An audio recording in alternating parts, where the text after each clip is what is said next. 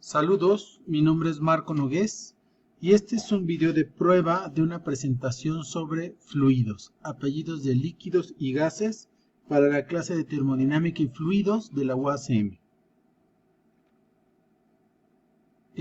Lo primero que vamos a ver es cuáles son las preguntas principales del tema. ¿Qué es un fluido? ¿Y qué es la presión? Un fluido es una sustancia que fluye. Los gases y los líquidos son fluidos. La presión tiene que ver con la fuerza que ejerce el líquido sobre las paredes de sus contenedores. Puede ser un concepto que va más allá de los fluidos y nos dice que la presión es la razón entre la fuerza y el área. Al terminar esta sección, la idea es que ustedes puedan contestar estas preguntas. Lo primero que tenemos que tomar en cuenta es que la materia está hecha de átomos y moléculas y que los tres estados que conocemos básicos, sólido, líquido y gaseoso, van justamente a tener diferentes relaciones entre los átomos según el estado en que estén. Así, si tenemos un estado sólido, las moléculas van a estar muy unidas entre ellos y conforme aumente la temperatura va a haber más movimiento. Los estados que nos interesan a nosotros mucho es el estado líquido y el estado de gas. Aquí lo que vemos nosotros es a la molécula de agua que está compuesta por un átomo de oxígeno y dos átomos de hidrógeno. En su forma de hielo, lo que tenemos es un arreglo cristalino, es decir, tienen posiciones regulares y casi no hay mucho movimiento, aunque sí lo hay entre ellos. Conforme empieza a aumentar la temperatura, va a pasar a estado líquido, por lo tanto el movimiento entre las moléculas va a ser mayor, pero las fuerzas entre ellas va a hacer que sean un solo conglomerado. Y finalmente, mientras más aumente la temperatura y los movimientos de las moléculas sean mayores, va a llegar un momento en que se va a desagregar y vamos a tener justamente lo que llamamos el vapor de agua. Esta idea de que todo está formado por átomos y moléculas va a ser una idea fundamental que vamos a estar trabajando a lo largo de todo el curso. ¿Puedes acostarte en una cama de clavos? Aquí tenemos la figura de un fakir tranquilamente sentado.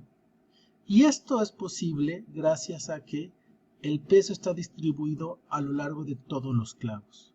Y la presión es justamente qué tanto la fuerza hay sobre unidad de área. Por lo tanto, a un área mayor, la presión disminuye y es soportable. Una manera de experimentar esta idea la vimos en clase y les recomiendo que ustedes se lo traten de hacer a sus familias, es a través de hacer una cama de clavos o bien una cama con tachuelas y poner un globo y ver que a pesar de que se le aprieta no se va a romper. ¿Qué es la idea de la presión en un fluido? Tenemos este experimento que es fundamental, donde tres hoyos se hacen en un envase y vemos que aquí hay un error, porque es el hoyo de mayor profundidad es el que saca mayor líquido. ¿A qué se debe esto? De manera intuitiva, esto nos dice que algo empuja el agua fuera del envase y en el líquido ese algo depende de la profundidad. Por lo tanto, vamos a imaginar que podemos tener un detector de la fuerza por unidad de área, es decir, de la presión, a través de un pequeño objeto con un pistón que a la hora de que se empuje, vamos a ver que si este pistón se comprime, va a indicar que va a haber una fuerza. Y adentro va a haber aquí vacío, justamente para que si hay más fuerza acá, esto se pueda comprimir. ¿Qué es lo que observamos? Dos cosas importantes. A mayor profundidad, el pistón se va a comprimir más y no importa cómo yo ponga este pequeño instrumento, a una misma altura siempre va a tener la misma compresión el pistón, y esto quiere decir que la fuerza de presión va a actuar hacia todos los lados de manera igual.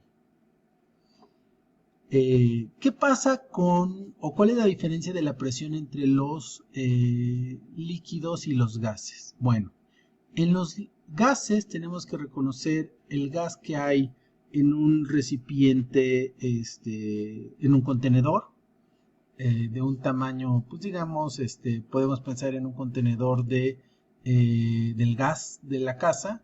Ahí la presión se debe fundamentalmente a los movimientos de las partículas y va a ser la misma a lo largo de todo el contenedor. En cambio, cuando estamos pensando en la presión debida por la atmósfera, aquí sí va a ser importante el factor de la gravedad y los choques que van a empujar más a los objetos en la superficie de la Tierra que en la parte más alta. Por lo tanto, vamos a decir que a nivel de tierra, la presión va a ser una atmósfera, es decir, 101.300 pascales. Entonces, esta va a ser una manera de tener en cuenta esta presión. Todos somos sujetos a esta presión. Si queremos nosotros medir la presión en un líquido, tenemos que hacer el siguiente análisis. Vamos a querer hacer la medición de la presión a una profundidad D, y para eso vamos a construir un cilindro imaginario de agua y vamos a ver cuáles son las fuerzas que están actuando. Por un lado, actúa la presión atmosférica, por otro lado, actúa el peso de esta columna, y justamente es lo que tenemos en este dibujo. Y también hay una cierta presión, como hemos visto anteriormente, que empuja hacia todos lados, pero en particular aquí empuja hacia arriba. ¿Y qué es lo que vemos?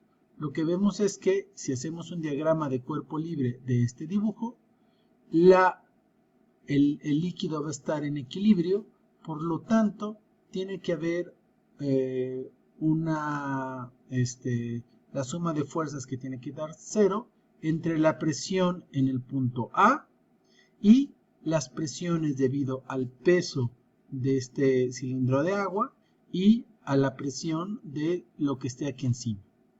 A partir de aquí podemos deducir que la presión en el punto A no va a ser otra cosa que la presión en este punto, es decir, la presión atmosférica normalmente, y lo debido a este peso, que va a ser igual a la densidad del líquido por la aceleración de la gravedad, porque tiene que ver con el peso, por D, que en este caso es la profundidad.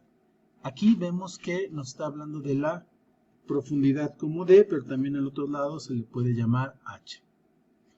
La fuerza de la presión atmosférica se puede ver haciendo experimentos sencillos, poniendo un pedazo de cartón o plástico en una botella de agua, invertirlo y observamos que sostiene este cartón el agua. ¿Por qué?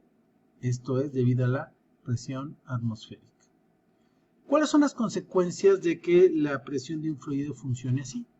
Bueno, esto no va a ser posible, ya que si tenemos aquí presiones, analizamos las presiones en los fondos del recipiente, al tener diferentes profundidades, la presión aquí sería diferente y por lo tanto este agua se movería. Y efectivamente es lo que pasa hasta que las alturas sean iguales. Y no importa que el recipiente tenga otras formas, para una misma línea vertical, la presión en 1 va a ser igual a la presión en 2. Ojo, siempre y cuando el líquido esté en equilibrio. Entonces, a partir de aquí tenemos que utilizar las siguientes estrategias para resolver cualquier problema de hidrostática. Escribir el problema sin falta de ortografía, escribir las palabras clave y revisar los recursos, ya sea en la bitácora, en video, de esta presentación. Tratar de recordarlo por uno mismo y si no, ir al libro y apuntarlo. La idea del problema es que vamos a profundizar nuestro conocimiento sobre estos conceptos clave.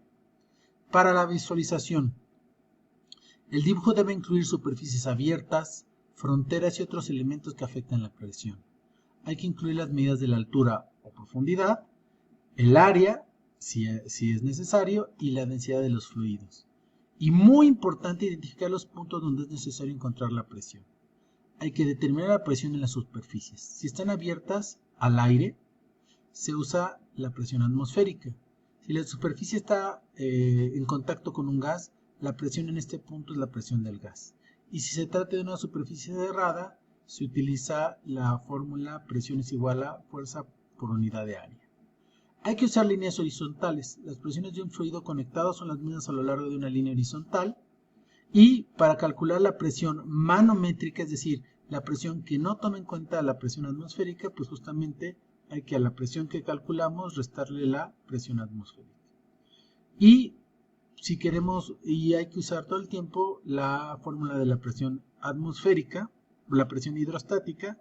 En este caso, toma en cuenta también que hay la presión atmosférica encima del líquido y a un punto en esta cierta profundidad.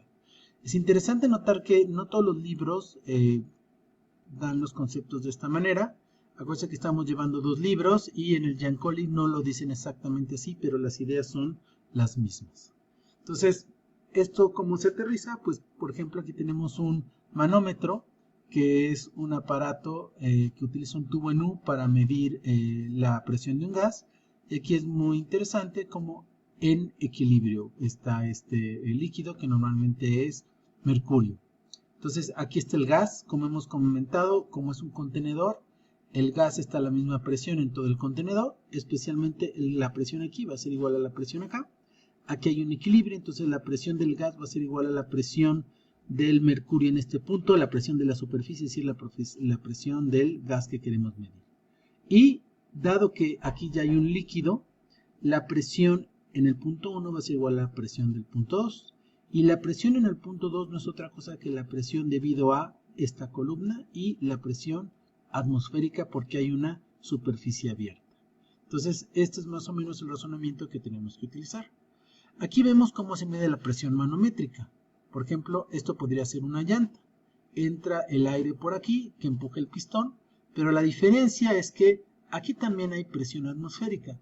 Por lo tanto, la medición aquí, la presión manométrica, está por arriba o por abajo de la presión atmosférica.